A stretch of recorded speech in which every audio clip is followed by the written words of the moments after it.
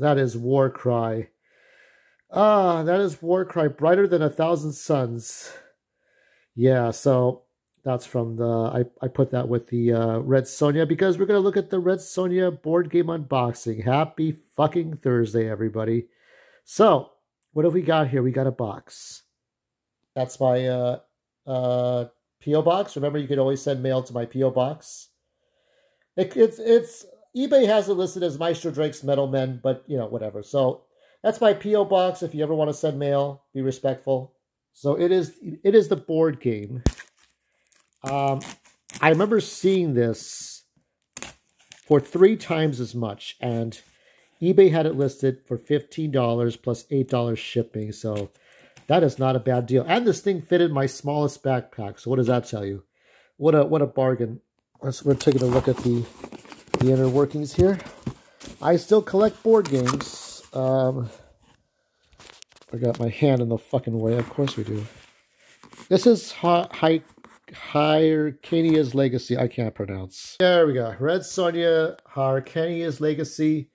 So let's look at the box design. Dynamite Entertainment. Are you going to entertain us? Are you going to entertain us here?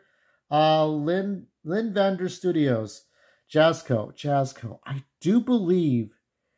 Didn't Jazzco work on Angry Joe's Street Fighter board game? I think they did, right? I believe they did.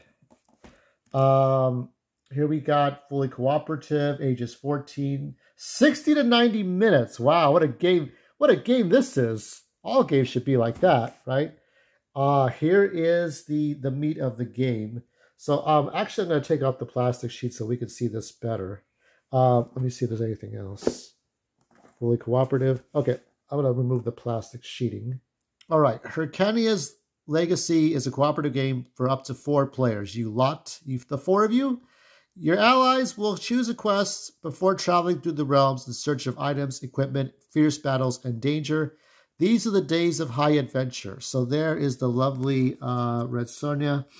Yeah, I don't understand why, but some of the, like, if you go on Amazon, you're going to pay 3 times as much. I paid $15 for this, shrink wrapped. So this is a bargain because there really aren't, the only plastic pieces I believe this game has, other than the stands for each of the little figures, are the dice. So I don't understand, but that's how it is. Okay, we'll do some, we'll look at the innards before we, we'll take a look. I want to look at the inside art. There's inside art.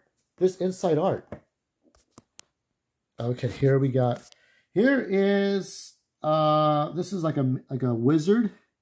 I don't know who this guy is. And then we got the sisters, the Mystic Sisters, the Archer Sisters. Now, I gotta tell you, that looks terrible. That looks like pixelated art. Can you see that? That's not very good. Yeah, it looks like we didn't fully pixelate out. That's not good at all. Is that the same here? Let me take a look. Is that? No. Oh yeah, it's pixelated. There's no reason for it to be pixelated. What the fuck? Well, that's not going to be a perfect 10, is it? Yeah, that's not good. Why is that pixelated? I don't know. But that's what we got. And of course, is the lovely Red Sonja also pixelated? I believe, yeah, she is. I don't know. I can't believe that is the actual art design of making, you know, people could probably design a picture out of colored tiles and call that art. I think it was just like not properly rendered. So here we have Hyrcania's Legacy. This is very neat. Has this been used? Or is this the style of it? Okay. I don't think it's used. Then we got all the rules. This is the castle. So you got the castle. You got major enemy boards. You got character boards. So winning and losing. To win the game, you must collect 5 reinforcement tokens and complete a quest chosen during setup. So you got to complete the quests. I don't know if there's going to be additional quests or what. When was this made? 2018. Okay, so there had to have been, maybe there's more to it, but I think this is all we're looking at. The thing about board games is that you could always kit it to make more quests, I guess, if you wanted to. The Celestial one, this is what you build. What else we got here? Enemy Destiny tokens, wound tokens, reinforcement. This is the reinforcement for the castle. You got Zeta, Knight, Witch. Okay, so you got different enemies here. Item cards, equipment cards, encounter cards. Okay, reinforcements.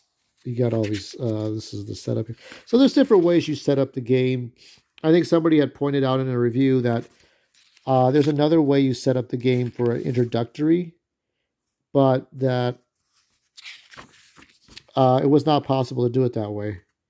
Wound slots, challenging major enemies, enemy phase. So I'll be excited to test this out. I try to get one of every kind of game that exists. Special rules, quest conditions, how you build something. Explore 4 forest tiles surrounded by mountains. Where there are 4 forest tiles in play surrounded by mountains, choose one of the forest tiles and place the Loki major enemy on that forest tile. Okay, so there's stuff like this happening here. So you're exploring a place. She-Devil with a Sword, Part 1. Queen of Plagues. That's 1, 2, 3. She-Devil with a Sword, Part 2. Wait a minute. I thought there were 4 of these. Oh, yeah, Wrath of the Gods. So there's only 4. Wrath of the Gods. There's 4 episodes.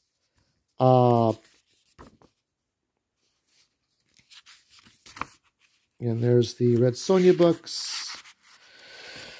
And the Red Sonja statues. I mean, if any time anybody needs to make a comeback in video game form, it probably should be Red Sonja. Of course, you know, the people would have the same problem with that, like with Stellar Blade, I think. Maybe. Or maybe they'd love Red Sonja. I don't know. They say, we love Red Sonja, but we hate Stellar Blade. So here are the different... these are the different areas. I'm just going to take this apart for a moment, actually, and we'll take a look. Oh, here's the back. Oh, shit. I'm already losing pieces. I'm already losing fucking pieces. Here's the back. Swamp, plains. So here we got these different ones. And then we have another one of these. I'm going to try to not lose them. Another one with more plains, mountains, forests. This is the castle. This is the most important. This is the centerpiece. You cannot lose the castle. You just can't do that. We've got rivers. So it's kind of like exploring Hyrule or exploring Tamriel and Elder Scrolls, I guess. And so that's this one. Here we got Red Sonja. So you could either be her, you could be this guy, Osen. Don't know who that is. You got Rat. You got Gamble. You got Sumaro. Like Bizarro. And and there's stories for each one. So that tells you exactly who they are. These are their profiles. A little bit of story. A little bit of flavor text. Here, there are supposed to be stands for these, I think. So, the Celestial one, these are counters. Okay, Dark Anasia. So, these are the villains. And I like this. So, after you're done punching out certain ones, then you have this little setup here. So, you can put your castle away in here, and you put all the land tiles in here. Here we have these. Let me see. Better be 4 in there. Okay, yeah, so there's 4. This is the only plastic in the whole game, okay? And then you got cards that determine what's supposed to happen. Someday I will do a Let's Play, and we will do that as part of Goth-Metal Lore to see how this plays out. Don't know if I mean, the killing is obviously like chess, so we don't see any actual body parts fly off, which would have been fine. There's different things that you get. And so that's pretty much it. So enemy activations, undead, witches, demons, Zeta, Deep One, reinforcement tiles. Oh, it's a little bit like tower defense, but then you're going on a quest, you're exploring, which I like too. I didn't. I mean, I feel like it's a smaller version of a Game of Thrones Catan, and that one, that board game is much bigger. You know, it's much more complex because that was an $80 game. I think I got it for like under $20, and I think it sold for 11. And they made new editions, and then those sold for like $80. But not everybody bought them, and so with that one, you had to keep out the wildlings, right, from the Frostfangs, because they were like illegal immigrants coming through the border, coming through breaching the wall. So you had to keep them away from the wall, and then keep the gift intact. The gift was the most important thing. Here it's the castle. But in a Game of Thrones Catan, like Settlers of Catan, you had to keep here you have to keep the castle intact. You don't do any real exploring in Catan. You're trying to build, you know where everything is. You're just trying to reinforce it. So I will take a look at this game. I will play it on my own. And then someday I will do a Let's Play, and we will take a look at all this stuff. Let's take a look at the 4 hexagons that I accidentally punched out, and I will put these away. Swamp. So here's a swamp. Here is the plains. And swamp again. And it's almost like the ones from Catan where you would get resources from them, but you're not there to get so much resources. But you're exploring. You might get resources. You might run into enemies. So we'll see how much fun this really is. This game is like 6 years old. Is it any good? I do not know. Somebody will tell me in the comments below. But thanks for tuning in. And I do not know what I'll be doing for Saturday. There will always be something. But guaranteed it will not be shit. So we've gone through 300. We've gone through Red Sonja. Let's see what Saturday has in store for us.